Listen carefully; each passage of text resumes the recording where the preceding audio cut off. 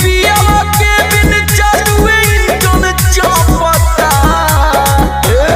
नया नया ड्राइवर हरनवा धई धई दाबता।